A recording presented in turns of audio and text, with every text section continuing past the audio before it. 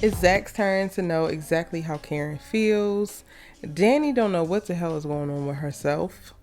And Goofy and Goofier decides to parlay at the bar to take down Robin.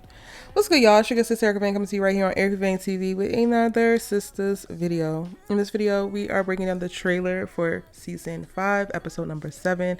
This is my official preview where I give you my thoughts and predictions based off of a little bit of what they previewed for the next episode. Now, the teaser trailer starts off with us back at Karen's apartment, and we are now getting Zach's letter being read. And Fatima showed up, as we saw at the end of the episode, and she is sitting next to Zach. And this very interesting directorial choice for this shot or for this coverage. Like, it's a very different style of shooting that they use, I think, to emphasize the drama of the moment. If you look at the scene specifically, or the coverage specifically for Fatima and Zach, they are wide-eyed, they're very close up, it's almost like a super close up, and you can just see every bit of emotion and thought on both of their minds and hearts. And again, I think this is just to intensify it. I am really hoping that Karen is going to be just as honest, just as forthcoming, and just as raw as she was when she delivered the letter to Aaron.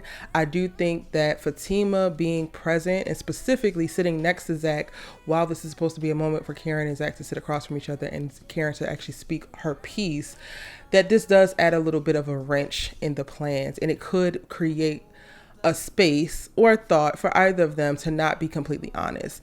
Now, when I really sit down and think about it, Karen really has nothing to lose. She has Aaron sitting on her side. She also has her mom right there. So she could really just read from the paper. And if she can't muster it up anymore, her mama can read from it. So we probably are going to get all of Karen's full thoughts, or at least what she has on the page.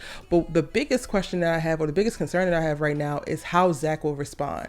Because we saw him tearing up. We saw him getting emotional. We saw him reacting to Aaron's letter and to some of the things that were being said in Aaron's letter. And not just the stuff that was being said about him in Aaron's letter.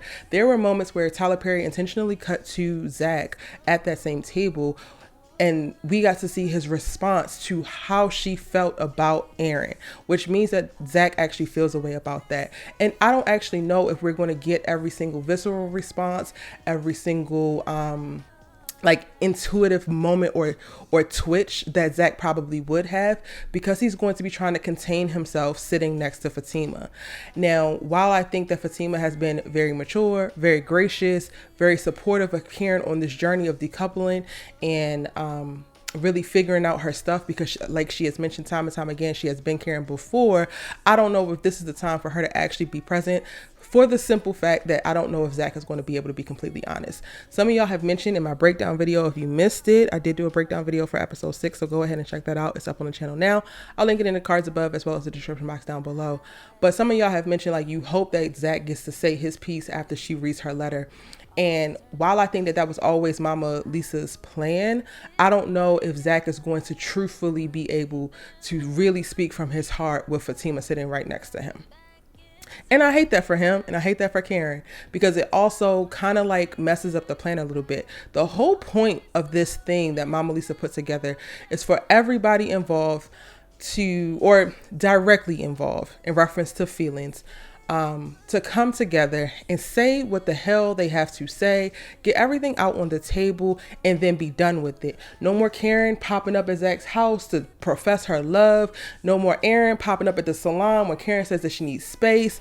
No more of all of the back and forth wishy-washiness that comes from not knowing how somebody really feels, wondering if the door is still open, or any of that kind of stuff. The whole point of this night is so that can be laid to rest. And if Zach doesn't actually get everything off of his chest that he needs to get off of his chest, then we still have the door cracked a little bit. And maybe it won't be Karen moving forward because she got to say everything she wanted to say, but it could be Zach. And part of me is starting to think a little bit more down the line of that, because if we go through the rest of this trailer, there's a moment where we're back at Zach and Fatima's house, and they're in bed, and Fatima mentions how Karen has invested in him in such a large scale, so much so where she was expecting to get all of what Fatima is getting right now. And we have seen this type of conversation happen before, specifically from Fatima to Zach, where she has had to put things in a better perspective for him to be able to process. And I think once she does this, this might be the thing that could unlock something in him. And if he doesn't reveal all of that he needs to reveal beforehand, maybe he will do it after. So I don't know if we're actually going to be free and clear from the whole Karen and ZAC roller coaster at the end of this episode, just because of how things are starting to shake out. But my fingers are crossed that we can get as close as possible to it, because at this point, it is time to move on for everybody on all fronts. And everybody has to deal with their stuff, not just Karen. Okay? Also in this trailer, y'all know I don't give a damn about these other raggedy storylines, but I'm going to try to tell it. I'm going to try to give you something, because y'all, I love y'all and y'all here. Who cares about Gary and Hayden meeting up at this bar talking about Robin is over leveraged? We're already done with Robin. Robin decided that the moment that he found out that Andi had slept with a janitor, not a janitor, child. She didn't slept with a janitor. How could you ever let a janitor between your legs? Now I don't want nothing to do with you. Once he decided to spill that ugly elitism, we were already done with him. Like, sir, what does that have to do with anything? And then what's really tea is that he owns the janitorial company, sir. Like, but that's also something that's going to come out later on. We're already done with Robin. So do we actually care that Gary and Hayden are meeting up to try to figure out how to take the law firm from Robin? No, because we don't give a damn about all of these Negroes. Every last one of them could be rounded up and sent straight to hell, if you ask me. Dummy 1, dummy 2, and then Robin is now joining the clique and being dummy 3. We don't care about any of them, Mr. Tyler Perry. But you decided to put them in the trailer, so clearly we're going to see them next episode plotting to take the law firm from Robin. Cool.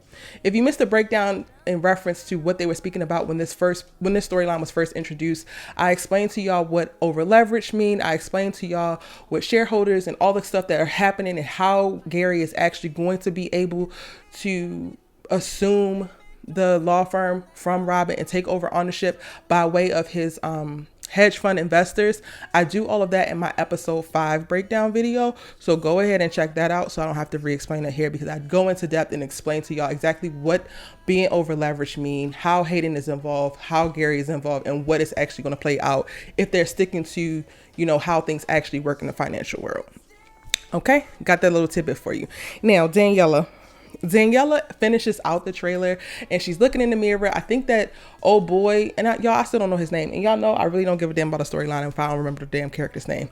But new character with the ex-wife that was drunk at the airport.